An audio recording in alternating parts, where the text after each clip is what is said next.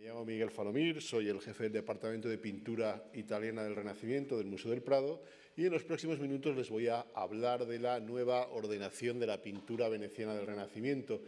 Y me gustaría subrayar lo de veneciana, puesto que, aunque todos ustedes están ampliamente familiarizados con el Museo del Prado y sus colecciones, vale la pena remarcar que la pintura italiana del Renacimiento no es solamente la veneciana, aunque esta sea ciertamente la niña bonita, la parte más importante de la colección.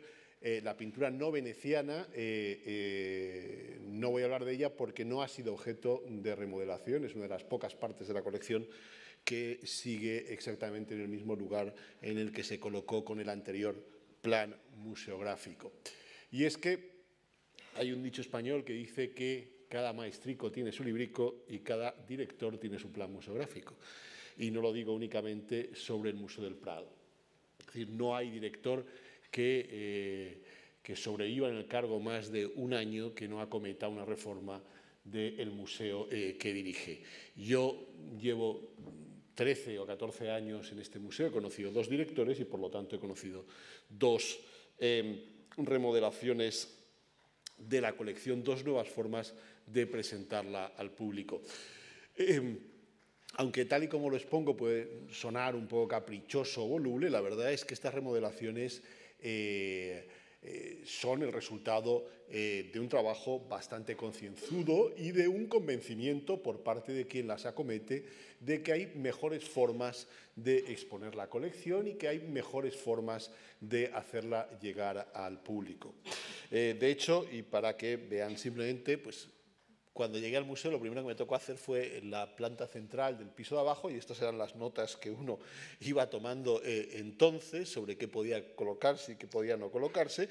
Y bueno, pues lo que les voy a mostrar a continuación y lo que ahora está colgado en las salas del museo, pues la verdad es que ha sido objeto de muchos bocetos preliminares, de muchas ideas tentativas que han ido poco a poco desechándose hasta llegar a la que hay ahora y que, bueno, pues veremos lo que dura. Lo que sí que me gustaría decir es que, vuelvo a esta idea, es que estos planes museográficos no son caprichosos. Es decir, si están hechos con un mínimo de empeño, con un mínimo de suficiencia científica, pues la verdad es que muchas veces no es que haya uno que sea mejor que otro. Tan lícito es uno como otro, simplemente que un director le interesa o quiere priorizar, quiere hacer hincapié en determinados aspectos de la colección y otros en otros. En ese sentido, creo que el plan anterior, el que fue llevado a cabo por Fernando Checa, era un plan absolutamente irreprochable. Planteó una visita al museo siguiendo un criterio estrictamente cronológico.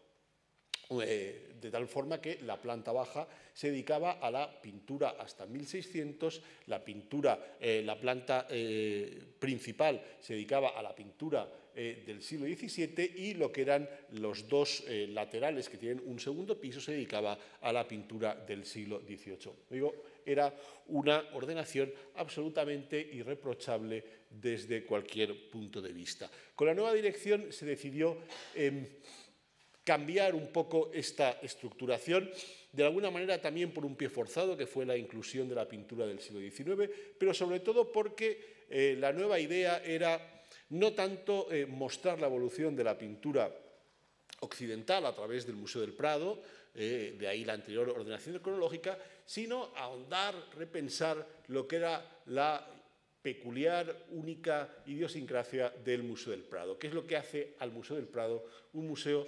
absolutamente excepcional y único en el panorama internacional? Y lo que hace único y excepcional al Museo del Prado y lo que lo distingue de la mayoría de los grandes museos europeos es el hecho de que, aunque vio la luz a principios del siglo XIX, es decir, cuando lo hicieron la gran mayoría de museos europeos, y aunque es cierto que el origen de estos museos pues debe mucho al aliento y al impulso de la Ilustración, la verdad es que este museo era y en gran medida sigue siendo la antigua colección real. Una colección realizada en los siglos XVI y XVII, básicamente, y una Colección que no estaba animada por un intento enciclopédico, no estaba animada por un afán didáctico, no se pretendía explicar a quien la recorriera la historia de la pintura occidental, sino que lo que animaba a quienes habían hecho aquella colección real, que básicamente fueron 3 monarcas, Carlos V, Felipe II y Felipe IV y en el siglo XVII, fue acumular cuantas pinturas pudieran de aquellos pintores que les gustaban.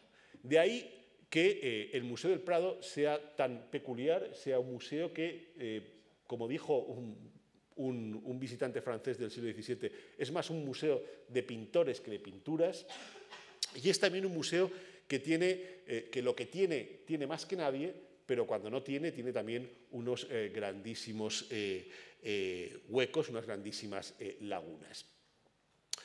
Y ello hizo que dijera, bueno, ¿y cuál fue la columna vertebral de este coleccionismo regio? Pues la columna vertebral del coleccionismo regio fue la pintura veneciana y más concretamente, por personificar, la figura de Tiziano.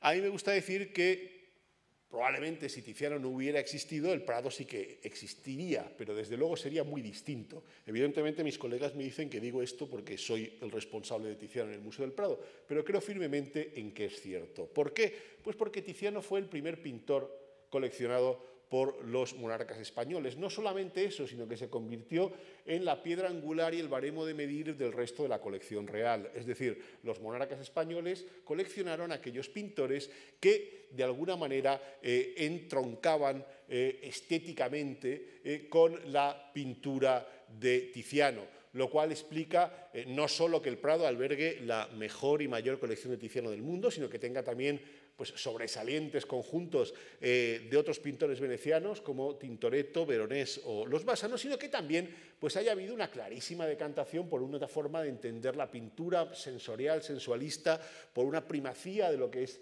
el color sobre el diseño, y ello haga que en torno a estos pintores se haya construido la gran columna vertebral del museo, que en el siglo XVII tendría lo que podemos llamar, si no los herederos inmediatos o los discípulos inmediatos de Tiziano, sí los discípulos ideales, que son Rubens y que sería Velázquez.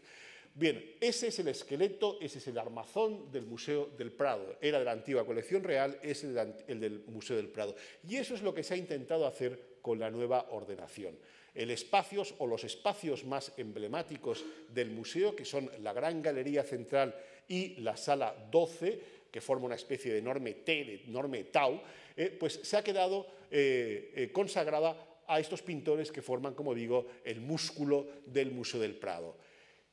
Tiziano y la pintura veneciana, a un lado de la galería central y en el centro, al otro lado Rubens y en el centro, cortándolo en esa sala 12, a Velázquez, de tal forma que se ve lo que ha sido el sustento, la columna de la antigua colección real y hoy del Museo del Prado. Probablemente uno de los aspectos más espectaculares de este nuevo montaje sea lo que es justo el centro del museo, el centro físico y el centro también simbólico del museo, que es esta pared que están viendo, la que está justo en el centro de la galería central, la que enfrenta a la pared de la sala 12, donde actualmente cuelga las meninas. Se trata de una pared donde en estos momentos, aquí tienen justo enfrente de esa pared, tenemos las meninas. Lo que estamos viendo aquí es un poco, no solamente 3 cuadros de una calidad excepcional, es también un homenaje a quienes fueron aquellos que iniciaron la colección real y quienes fueron otros que el emperador Carlos V y su hijo Felipe II, a través de 3 de los retratos no solo más importantes de Tiziano y del Museo del Prado, sino también 3 auténticos retratos que forman puntos decisivos en la historia del retrato occidental. De hecho, tanto unos como otros se convirtieron en los modelos a seguir por las cortes europeas durante 200 siglos. Bueno, el colocar estos cuadros aquí era hacer justicia tanto al pintor como a los patronos que confiaron su imagen a él. Como he dicho antes, enfrente de estas dos obras se encuentra la sala 12 y flanquea la entrada de esa sala 12 dos cuadros de Ticio y Sísifo, dos cuadros encargados por la tercera persona de la familia Habsburgo, que tuvo una importancia decisiva en la relación con Tiziano, que fue María de Hungría. Estos dos cuadros, bueno, en realidad el de la izquierda, puesto que el de la derecha es una réplica posterior, fueron hechos para el Palacio de Vinci. Me gustaría también señalar que, bueno, como bien recordarán ustedes, hasta la inauguración del nuevo edificio de Moneo, pues la Galería Central fue utilizada de forma recurrente para algunas de las grandes exposiciones temporales que albergó el Museo del Prado. Esas exposiciones no solamente se beneficiaban de un espacio absolutamente único, sino que servían también para, bueno, tantear formas distintas, formas diversas de colgar en el futuro la colección real. Y de hecho, este núcleo central de la galería, el tener estos dos cuadros flanqueando el acceso a la sala 12 y enfrente de ellos el retrato ecuestre de Carlos V, es exactamente como colgaban en la exposición Tiziano que comisarié en el año 2003. Como digo, a la derecha, en estos momentos, si están ustedes situados con la perspectiva que da esta imagen, enfrente de la sala 12, a la derecha queda toda la ala digamos, este de la galería, que está dedicada íntegramente a Rubens y su taller, mientras que el ala izquierda queda dedicada a la pintura veneciana, en principio. Ahora luego les haré una pequeña matización. Y es que, aprovechando el gran formato de estas obras, pues he incluido también una serie de pinturas italianas del siglo XVII, en concreto las que tienen puestas más en la parte norte de esta, o en la parte izquierda de esta, donde ven, bueno, pues cuadros importantísimos de Guido Reni, de Annibale Carracci. Pero bueno, lo que me gustaría centrarme es en el resto de cuadros, que son cuadros de pintura veneciana. Esos cuadros están aquí por una razón, y es que son aquellos cuadros de pintura veneciana que tienen un formato mayor y que, por lo tanto, se consideró que eran más adecuados para la Galería Central. Lo que ocurre es que, en este caso, la elección del formato no es ni mucho menos algo baladí o un capricho. Si hay un sitio donde los cuadros tenían justificación su gran tamaño, era precisamente en Venecia. Y de hecho es en Venecia donde encontramos los más grandes lienzos jamás pintados, los grandes teleris. Quien haya ido al Palacio Ducal o a la Escuela di San Rocco sabe perfectamente de lo que estoy hablando. Estamos hablando de cuadros que en algunos casos pues, superan ampliamente los 16, 20 y tantos metros. Bien, ¿por qué? Pues por una razón muy sencilla, porque en Venecia no se podía o se desaconsejaba, más que no poderse, porque poderse podía, pero era absolutamente desaconsejable pintar al fresco por la humedad. De hecho, cuando se pintó al fresco, pues fue un desastre y hubo pronto que picar esas superficies. ¿Qué ocurría? Que esas grandísimas superficies murarias que en Florencia, en Roma o en cualquier otra ciudad italiana eran cubiertas con pintura al fresco, en España tuvieron que hacerse con grandes lienzos, con estos teleris. Y bueno, el Museo del Prado tiene una colección verdaderamente excepcional de estos cuadros de gran formato venecianos y pensamos que el lugar idóneo para colgarlo era, sin duda, esta Galería Central.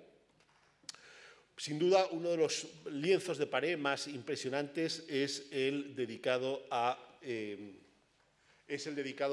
Veronés, con 4 de sus grandes obras. Son cuadros de un formato realmente grandes, sobre todo Cristo entre los doctores, que es el que tienen a su izquierda y que se va más allá de los 4,20 metros, o Cristo y el centurión, que está justo al otro lado, que supera los 3,5 metros. Son cuadros donde, bueno, la mayoría de ellos son de temática religiosa, aunque se haya colgado entre ellos Venus y Adonis. Aquí no se ha pretendido en ningún momento seguir un criterio de tipo iconográfico, sino seguir un criterio, como he dicho, de formato, un tipológico, y sí, en todo caso, pues intentar que las paredes tuvieran la mayor coherencia posible en cuanto a la autoría de los lienzos, lo cual, pues bueno, hasta cierta medida es factible y es posible, y en este caso pues se pudo hacer. No siempre, pues por desgracia, se tiene la colección exacta. De hecho, a continuación, ahora estamos viendo desde el otro lado la galería, lo que vemos es la pared que hay a la izquierda, que son todo obras religiosas de Tiziano, mientras que a la derecha hay dos grandes cuadros de Tintoretto flanqueando la fragua de Vulcano de Jacopo Bassano. Cuando he dicho que el lado izquierda está ocupado por lienzos de Tiziano, pues alguno de ustedes habrá dado cuenta que hay un cuadro que se ha colado dentro de esos Tizianos, que es un Rubens. Y en efecto, como ven en el lado más a la izquierda, cuelgan juntos el Adán y Eva de Tiziano junto al Adán y Eva de Rubens. Nos parecía que, puesto que toda la galería central en el fondo estaba dedicado a este diálogo Tiziano-Rubens, pues nada mejor que hacerlo explícito en esta comparación entre las dos obras. Como es bien sabido, una de las cosas que hizo Rubens cuando vino a España por primera vez a inicios del siglo XVII fue copiar de forma compulsiva todos los Tizianos de la colección real. Curiosamente, este es el único caso donde la copia no es puntual y donde, hay que reconocerlo, yo creo particularmente que Rubens enmendó y mejoró lo que era la composición originaria de Tiziano. Los cuadros que tienen a la derecha, en este caso, como he dicho antes, son dos grandes cuadros de Tintoretto y uno de Bassano. El de Bassano es el que está en el centro. Me gustaría llamar la atención porque es un ejemplo de algo que, como conservador de pintura, como responsable de la pintura italiana del Renacimiento, pues he querido hacer o he intentado hacer durante estos años, ¿no? Por desgracia, la pintura italiana del Renacimiento es muy difícil comprar. Es decir, yo creo que debo ser el único de los conservadores que todavía no ha podido comprar nada para el museo, puesto que son poquísimas las obras que salen, salen todas en el extranjero y a precios literalmente estratosféricos. Si tienen en cuenta que el Museo del Prado se nutre básicamente de los cuadros que hay dentro de España, que tienen, por decirlo de alguna manera, un mercado cautivo, es decir, unos precios más asequibles, por desgracia, pues aparece mucha pintura flamenca del 17, mucha pintura italiana del 17, que decir de pintura española, por desgracia, pintura italiana no sale. Bueno, en lugar de eso, pues hay que buscar las adquisiciones, entre comillas, en la propia colección, es decir, yendo a los almacenes o también recuperando cuadros que salieron del Museo del Prado en depósito en el siglo XIX. Como ustedes saben, el Museo del Prado tiene más cuadros en depósito que expuestos en sus salas. Esos depósitos fueron realizados mayormente en la década de 1880-1890 y fueron hechos, lógicamente, con el conocimiento, con el grado de connoisseurship, con el grado de estudio que se tenía entonces, pero también con el gusto de la época. De hecho, hubo pintores que se mandaron prácticamente enteros al depósito porque entonces no se les valoraba lo suficiente y que luego ha habido que recuperar. El caso más llamativo, sin duda, fue el de el Greco. Pero bueno, el cuadro de la fragua de Vulcano de Bassano, que es sin duda el mejor Bassano que tenemos, un cuadro extraordinario, un cuadro además con un pedigrí increíble. Es un cuadro que colgaba en el Salón de los Espejos del Alcázar de Madrid, el salón más emblemático, el espacio más emblemático del antiguo Alcázar, pues un cuadro que estuvo en la Universidad de Barcelona, colgando en el despacho del rector, hasta el año 2001. Como veremos luego, hay otros ejemplos de esta recuperación de obras. Es el cuadro que aquí queda el segundo a la izquierda. Como ven, El final de la galería va a lo que se llama comúnmente la puerta alta de Goya, que está presidida por la figura de Carlos V, la escultura, el grupo escultórico de Carlos V y el furor del milanés Leone Leoni. Es de nuevo jugar un poco con esta idea no solamente de Tiziano, sino también de los Habsburgos mayores como los grandes iniciadores de la colección real. Justo antes de llegar entre el espacio que ocupan los cuadros que vemos y el espacio, la rotonda alta, donde actualmente se expone el Carlos V y el furor, hay la galería se abre literalmente. No tengo, por desgracia, fotos de ese montaje, pero sí que les expongo, sí que les muestro los cuadros que hay allí. En una de las paredes aparece la Gloria, flanqueada por los retratos de Isabel de Portugal y de Felipe II con el cuello de armiño. Bien, se trataba de hacer una pared donde ese es un espacio que está ligeramente separado y las paredes se retranquean un poco con respecto a lo que son las principales de la galería central. Ello permitía colocar allí cuadros de formato vertical muy grandes, como es el caso de la Gloria, y enfrente suyo, como veremos luego, el Felipe II ofreciendo al cielo al infante don Fernando, que si los hubiéramos colocado en la galería central hubieran roto clarísimamente el ritmo de la misma. Como he dicho, aquí pues, se planteó una pared pues, claramente dinástica, con el cuadro que Carlos encargó para su sepultura, con el retrato de Isabel y el retrato de su hijo Felipe. Tanto Felipe como Isabel, como el propio Carlos, aparecen de hecho en la Gloria. El cuadro de Felipe II es un cuadro que normalmente no se solía exponer. Evidentemente no figura entre las mejores realizaciones de Tiziano. Sin duda, Tiziano pintó varias veces al príncipe Felipe con el traje de armiños. La versión primera, la totalmente autógrafa, se ha perdido, pero esta es una versión de una calidad muy apreciable. Yo creo que es un cuadro que no se le ha hecho la suficiente justicia en el pasado. Creo que valía la pena volver a darle una oportunidad y colocarlo en las salas, y desde luego es un cuadro que en cualquier otro museo del mundo que no tuviera una colección tan sobrecogedora de Tiziano como el nuestro, pues figuraría como un Tiziano de primera categoría. Como he dicho, estos tres cuadros están enfrentados con el Felipe II ofreciendo al cielo al infante don Fernando y a la locución del marqués del Basto. Cuadros que la verdad pues, se han agrupado un poco con una cierta similitud de los personajes armados de pie, pero también un poco por retraerlos o sustraerlos de esa galería central donde su formato acusadamente vertical hubiera resultado pues, un tanto distorsionador. Si esta galería central acoge o cobija lo que son los grandes cuadros de pintura de gran formato veneciano, las salas de las las salas que tienen aquí, que les voy a mostrar, cobijan el resto de la colección de pintura veneciana. Son salas que durante mucho tiempo, aunque estuvieron siempre diseñadas para acoger pintura, pues no se utilizaron para tal. De hecho, cuando yo llegué al museo, aquí estaban los talleres de restauración del Museo del Prado. Bueno, una de las ventajas que ha tenido la construcción del nuevo edificio ha sido la de liberar espacios que han vuelto a su uso, función primigenia, como eran estas salas. Bien, aquí era bastante difícil qué criterio seguir.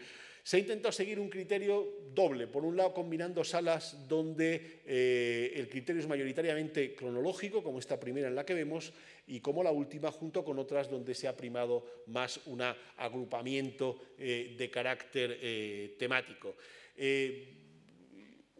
Hay que tener siempre, o por lo menos es lo que yo siempre he intentado hacer, tanto en los montajes de la colección permanente como en las exposiciones temporales, es, bueno, pues, siguiendo aquello que decía San Pablo, ¿no? La letra mata, el espíritu vivifica. Hay que ser riguroso, pero tampoco hay que ahogar el elemento de placer, de goce estético que tiene ver las colecciones. Es decir, se intenta que haya una coherencia cronológica, una coherencia temática, pero si ello va a hacer que se junten cuadros que no tienen absolutamente nada que ver, que su misma unión en una pared chirríe, ya sea por cuestiones de formato, por incluso cuestiones de distinto nivel de conservación o porque los marcos sean absolutamente cada uno hijo de su padre y de su madre, pues a veces yo creo que no hay que ser tan extraordinariamente puntilloso y hay que primar también la estética dentro, como digo, de unos parámetros más o menos aceptables. Esta primera sala, como he dicho, sigue un criterio cronológico y, por decirlo de alguna manera, pues se incluye en ella la pintura veneciana anterior a Tiziano o estrictamente contemporánea en las primeras décadas de trabajo de Tiziano. Antes he dicho que el Museo del Prado es hijo de la colección real y que la colección real nunca pretendió explicar la historia de la pintura europea, ni siquiera la historia de la pintura italiana del Renacimiento, que evidentemente era la que más atraía a los monarcas españoles. En realidad, hasta prácticamente el siglo XIX, nadie en Europa prestó atención a la pintura italiana anterior a 1500, lo cual explica que el Museo del Prado pues, tenga una colección tan terriblemente exigua de pintura italiana anterior a esa fecha.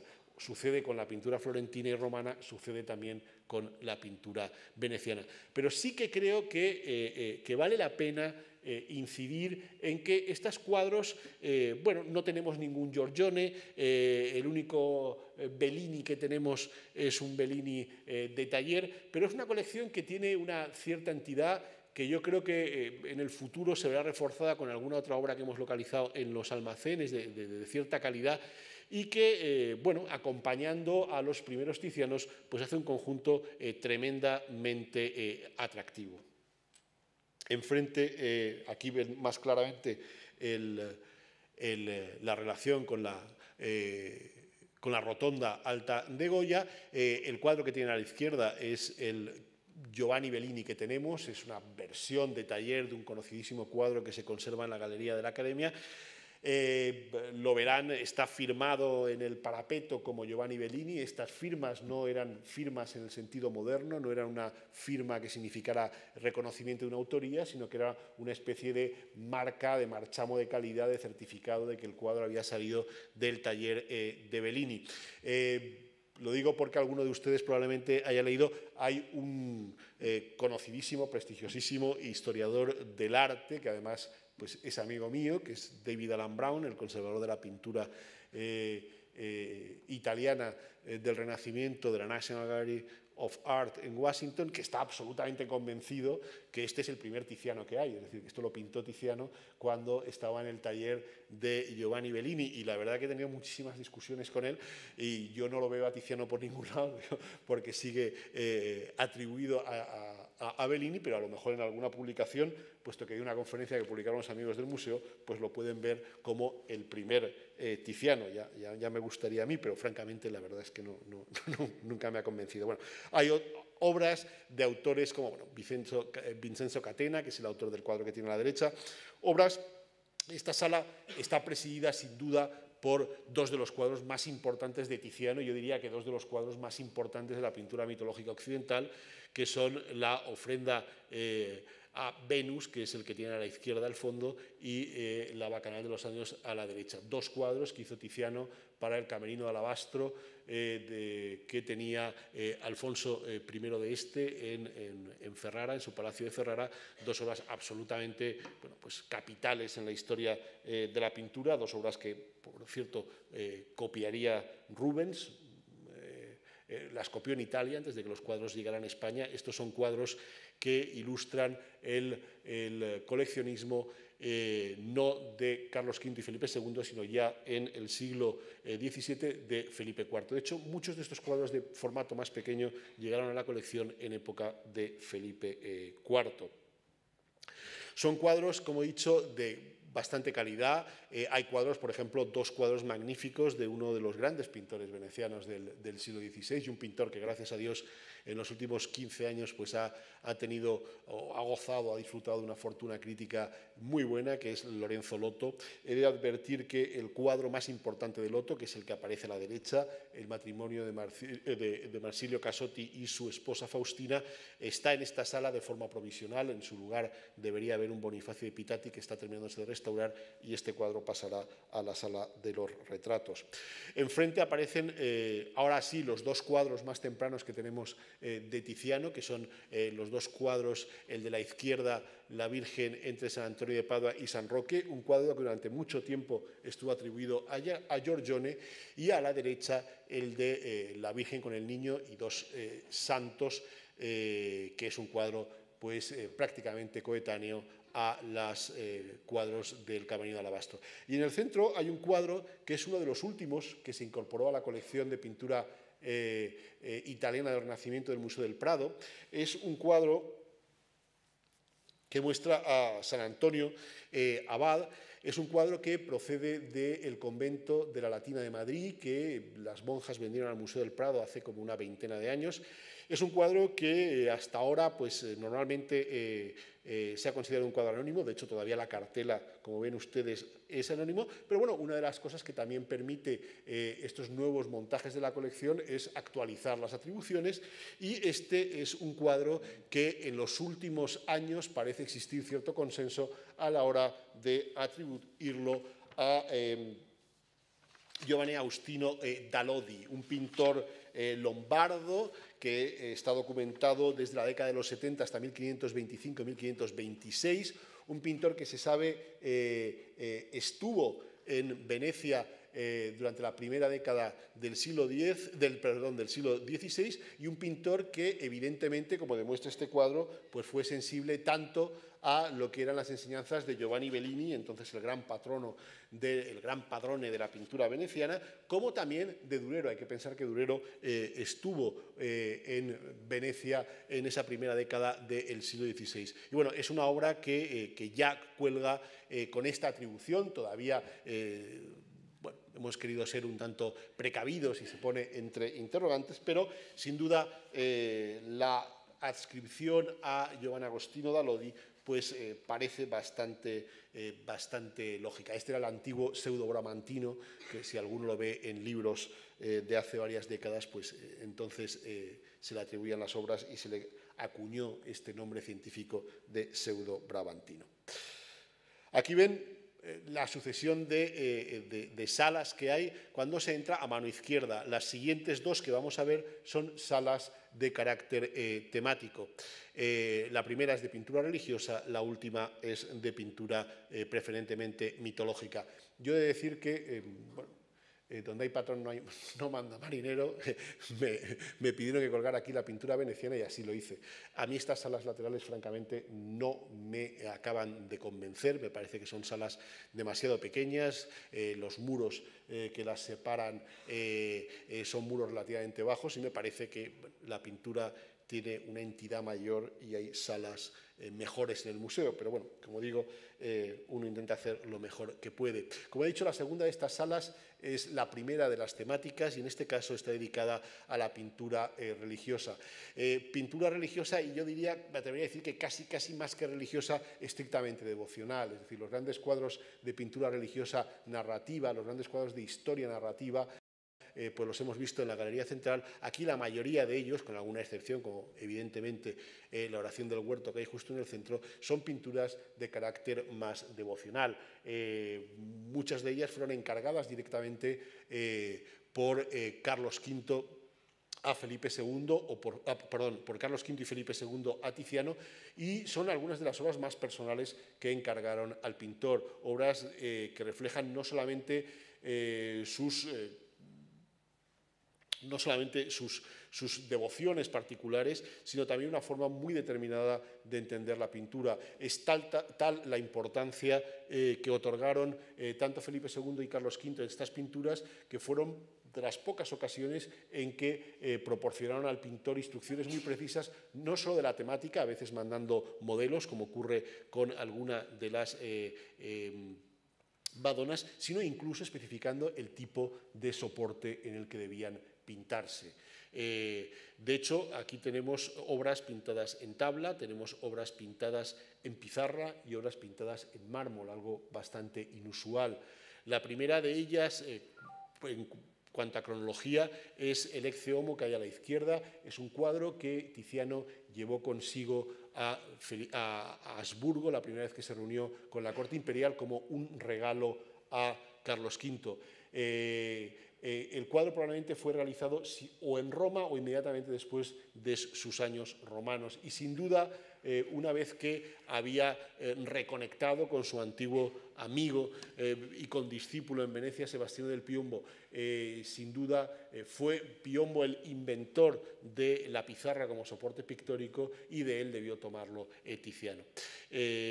Son obras, como he dicho, la mayoría de ellas profundamente de una gran concentración emocional, obras que o son de figuras aisladas o de muy pocas figuras concebidas para captar la atención del espectador con un mínimo de elementos que pudieran perturbar la contemplación de estas pinturas. Bueno, enfrente, esto es la sala vista por el otro lado, aquí tienen algunas de ellas, obras algunas que de una tremenda potencia dramática, como por ejemplo es el Cristo con la cruz a cuestas de Tiziano a la izquierda, un cuadro que compró Felipe IV en este caso, y un cuadro donde un Cristo con los ojos inyectados en sangre, con las gotas de sangre que caen de las espinas, mira directamente al espectador, invitándole a seguir su camino, a llevar la cruz con él. Como he dicho antes, una de las cosas que hemos intentado hacer es recuperar cuadros que estaban en depósito, cuadros que pues, no se habían visto en el Museo del Prado. Y eso ocurre con este cuadro que tenemos aquí. Es un cuadro que muestra a un San Jerónimo en penitencia. Es una obra de Paolo Veronés, es de los últimos años de su carrera, de los años 80. Es una obra que estaba depositada, en este caso, en Zaragoza desde la década también de 1880, y que hace años un historiador español del arte español, Ruiz Manero, pues atribuyó a Veronés. La verdad es que lo atribuyó, yo creo que con gran inteligencia, y el cuadro ha sido recuperado. El cuadro ha sido restaurado. Lamento que la foto que les estoy mostrando es previa a la restauración. Estaba en magníficas condiciones, y el cuadro ha resultado una obra interesantísima de, como digo, el periodo final de Veronés. Un periodo final cuando Veronés, que recordemos que en la década anterior, en la década de los 70, había tenido problemas con la Inquisición, con su famosa casa en la cena de Leví, por la inclusión de elementos extraños y ajenos al relato evangélico. Sin duda siente lo que es la presión del nuevo ambiente religioso veneciano, y también lo que es una propia interiorización por su parte del sentimiento religioso, y sus obras de los años 80 pues son obras mucho más desornamentadas, por decirlo de alguna manera, obras mucho más concentradas emocionalmente, y este es un magnífico ejemplo de ello, que además pues conforma un magnífico díptico con la Magdalena que tiene a la derecha, y que bueno, es una obra muy conocida que siempre ha colgado en las paredes del Museo del Prado. La siguiente sala temática es la sala dedicada a la pintura mitológica, o por lo menos iba a decir la pintura de desnudos, pues probablemente sea casi la mejor forma de decirlo. Es decir, tampoco hay que ser extraordinariamente dogmáticos, porque la permeabilidad que había entre los distintos géneros en la pintura veneciana del siglo XVI era extraordinaria. Es decir, muchas veces temas religiosos eran tratados, eran entendidos, eran de una forma abiertamente profana y sensual. Había algunos temas que eran clarísimamente concebidos para eso, como por ejemplo estoy pensando en el caso de Susana y los viejos. De hecho, la mayoría de los cuadros que hay aquí efectivamente son cuadros mitológicos, pero se han incluido otros que no lo son. Por ejemplo, los cuadros que hay en la parte de arriba son 6 cuadros que realizó Tintoretto en la década de los en la década de 1550. Son cuadros que formaban probablemente parte de la decoración de un techo. En algún momento en el pasado en el Prado han colgado como tales. En este caso era imposible hacerlo por las salas en las que se cuelgan, pero si ustedes recuerdan la exposición Tintoretto, recuerdan cómo entonces se pusieron así. En este caso son 6 escenas que narran 6 mujeres fuertes del Antiguo Testamento, algunas de una forma más decorativa, otras de una forma más abiertamente erótica. Sin duda, las obras más importantes que hay en esta sala son las obras de Tiziano, y sin duda, pues las más importantes son las dos que ven a la derecha, Venus y Adonis y la Danae, que forman parte del otro gran conjunto mitológico realizado por Tiziano, que conserva el Museo del Prado, aunque sea fragmentariamente. El primero de ellos, cronológicamente, serían las pinturas para el Camino de Alabastro. El segundo, cronológicamente, serían las Furias que pintó para María de Hungría, de las cuales les he mostrado antes el Ticio y el Sísifo. El tercero serían las poesías que pintó para Felipe II. Y bueno, el sábado que viene les hablarán en concreto sobre el Venus y Adonis. Lo normal, evidentemente, era colgarlos juntos. En este caso, y como ya les dirán el sábado que viene, pues con más motivo, puesto que propio Tiziano las concibió como una pareja e incluso las diseñó, las concibió, las compuso como un ejercicio de contrastes entre unas y otras, unas donde se ven las figuras de frente, otras se ven las figuras de espalda, bueno, ilustrando o participando de uno de los debates más típicos y tópicos de la Italia de mediados del siglo XVI, que era el del paragone entre las artes de la escultura y la pintura. Junto a ello hay 2 cuadros más mitológicos de Tiziano extraordinarios en la sala, que son las 2 versiones que tenemos del cuadro de Venus y la música, el que normalmente se conoce como Venus y la música, y Venus y el amor y la música, por la aparición de Cupido tras la Venus. Estos cuadros, aunque sean tremendamente similares, no forman parte de ninguna serie, es decir, son cuadros que fueron realizados para patronos distintos y que por distintas circunstancias, y ya en el siglo XVII, llegaron ambos a la colección real española. De hecho, forman parte de un grupo de pinturas dedicadas al amor y a la música, a la vista y al oído, que hizo Tiziano y que se conservan otros ejemplares pues, en Berlín o en Nueva York. Aparte de eso, hay cuadros de otros pintores. Antes he mencionado a Tintoretto con sus cuadros del techo. Aquí ven 2 de ellos. Bueno, hay otro cuadro que es la muy famosa Dama que descubre el seno, un cuadro que tradicionalmente se atribuía a Jacopo Tintoretto, pero que hoy sabemos con absoluta certeza de que no es suyo, sino de su hijo Domenico, un pintor evidentemente influenciado por su padre, pero un pintor de una caligrafía mucho más lineal, mucho más precisa, mucho más acabada. ¿Qué representa esta dama que descubre el seno? Pues probablemente se trate del retrato de una cortesana, es decir, de una prostituta de alto nivel veneciana, que además no solamente entre sus atributos no estaban únicamente los estrictamente físicos, sino que además eran mujeres de una cierta educación y cultura, y en este caso pues se ha señalado, y yo creo que de forma bastante plausible, que se trate de la más famosa de todas ellas, de Verónica Franco, que no solamente fue la más importante cortesana veneciana, sino que además fue una muy destacada poetisa, que además mantuvo una relación de amistad con Jacopo Tintoretto, e intuimos que conocería también a su hijo Domenico.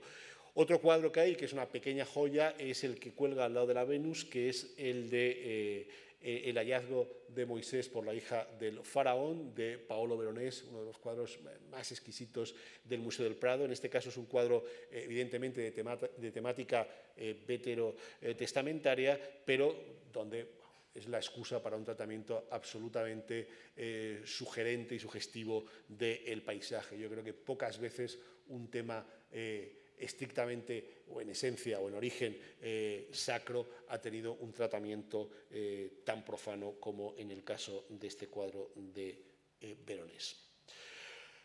La tercera y última de las salas temáticas es la sala dedicada al retrato. Era una sala un poco difícil de colgar, puesto que los retratos probablemente más importantes se habían llevado a la galería central. Recuerden que vimos los 2 retratos de cuerpo entero de Tiziano de Felipe II y de Carlos V, el retrato ecuestre de Carlos V, el retrato de la emperatriz. Pero bueno, el Museo del Prado tiene bastantes retratos y se ha podido hacer una selección bastante interesante. Evidentemente, los mejores retratos son de Tiziano. No vamos a descubrir que estamos ante probablemente el mejor retratista de la historia de la pintura, y aquí hay 3 que son absolutamente excepcionales. El que preside la sala, por su tamaño, que es el retrato que hiciera 1529-1530 de Federico Gonzaga, el marqués de Mantua, un personaje además tremendamente importante, un personaje al que de alguna manera debemos estarle todos agradecidos, puesto que fue el que puso en contacto a Tiziano con Carlos V, y de ahí bueno, pues sigue la historia que tan buenos frutos dio para el Museo del Prado, y de donde aparece pues, con este perrito, que es uno de los, acariciando a este perro, que es uno de los perros más maravillosos de la historia de la pintura. A su derecha está el autorretrato de Tiziano, uno de los 2 autorretratos suyos que se conservan, un autorretrato que parece claro que fue pintado en 1566 por unas referencias que hace de él,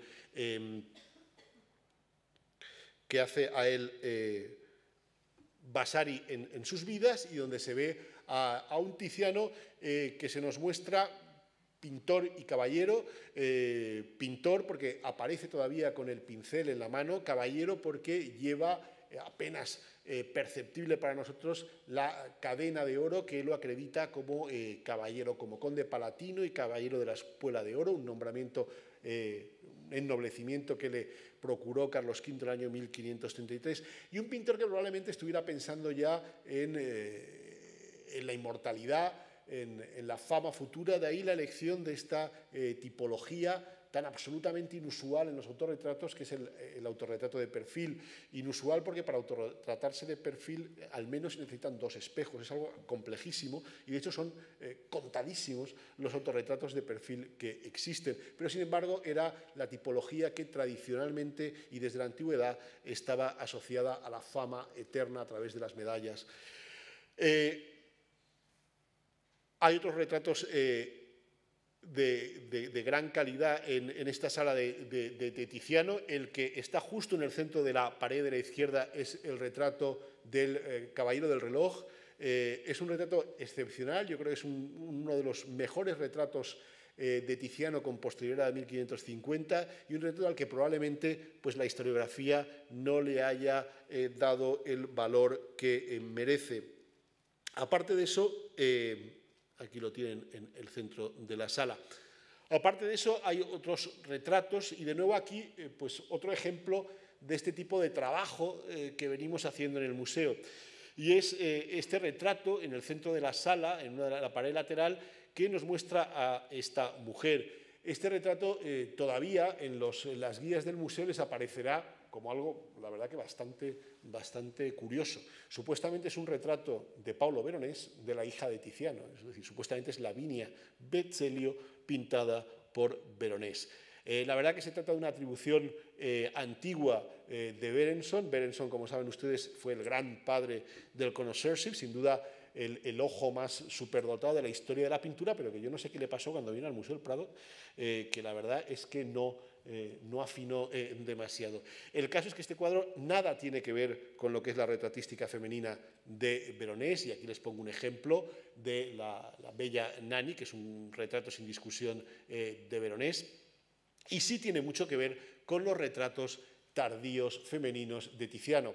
Retratos tardíos femeninos de Tiziano que, como bien dice Nicolas Penny, pues la verdad es que ninguno de ellos es realmente maravilloso, ni ninguno de ellos es ciertamente una obra maestra. En gran medida, sin duda, por su ejecución, muchas veces muy mecánica, muy rutinaria, sin duda porque parece evidente que Tiziano, el gran retratista de su siglo, llegó a cansarse del retrato y en las últimas décadas de su vida apenas lo practicó.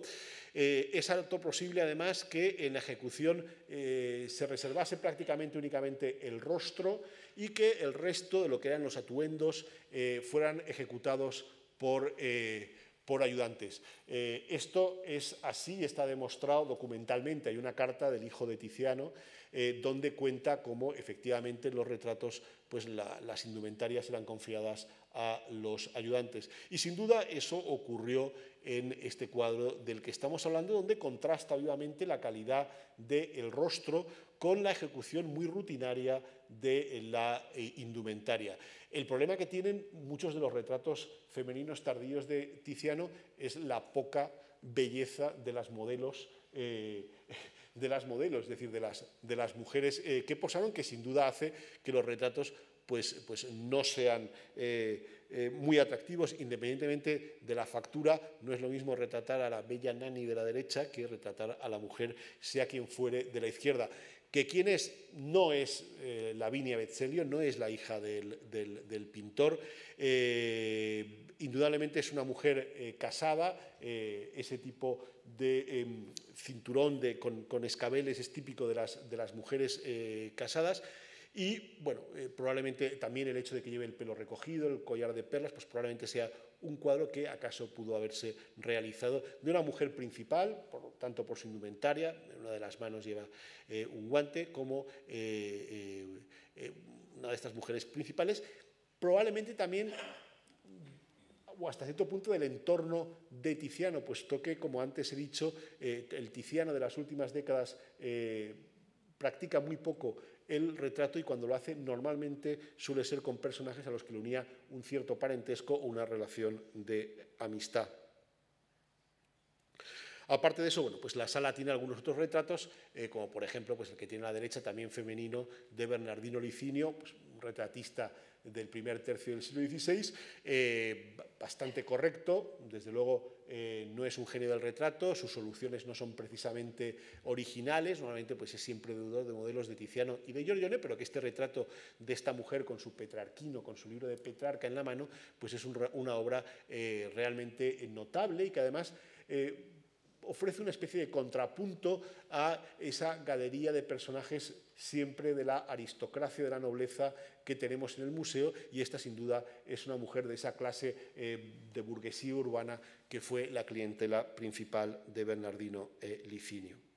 Y acabamos con la última sala, donde de alguna manera se retoma el discurso cronológico. Esta es una sala donde hay distintos pintores, pero es una sala donde podríamos decir que es, bueno, pues la pintura en Venecia a finales del siglo XVI y principios del siglo XVII. La verdad es que es una época donde la pintura veneciana, no vamos a negarlo, pues sufre un notable bajón. Las muertes sucesivas de todos los grandes maestros. En 1576 muere Tiziano, en 1588 muere Paolo Veronés, en el año 93, si no me equivoco, muere Jacopo Bassano, en el 94 muere Tintoretto. Todos los grandes maestros desaparecen. Desaparecen ellos, pero no desaparecen sus talleres, puesto que una de las cosas que caracteriza a la pintura veneciana y la distingue de la pintura en otras ciudades italianas es la importancia y el peso que tienen los talleres familiares, talleres que se prolongan durante décadas de padres a hijos. Lo que ocurre es que los hijos de estos grandes maestros no están a la altura de sus padres. Ni Leandro Bassano, que es el que queda a cargo del taller de los Bassano, está a la altura de su padre Jacopo, ni los heredes Pauli, los herederos de Paolo Veronés, Carleto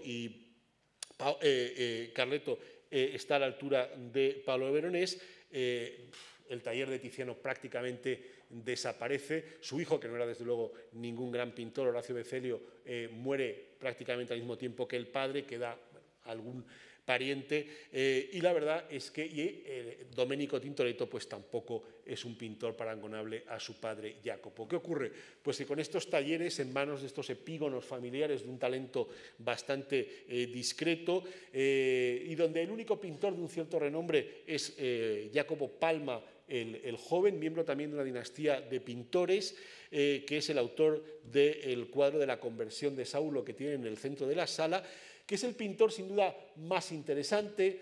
Es un pintor muy ecléctico, es un pintor donde se sabe que estuvo un tiempo en el taller de Tiziano, es un pintor cuya obra delata sobre todo lo que es la influencia tintoretiana, pero que un pintor que, gracias a el apoyo económico del duque de Urbino, pues tuvo la posibilidad de salir de Venecia, un pintor que estuvo en Roma y que cuando volvió, pues demostró estar al tanto de lo que eran algunas de las corrientes pictóricas que estaban emergiendo entonces fuera de Venecia.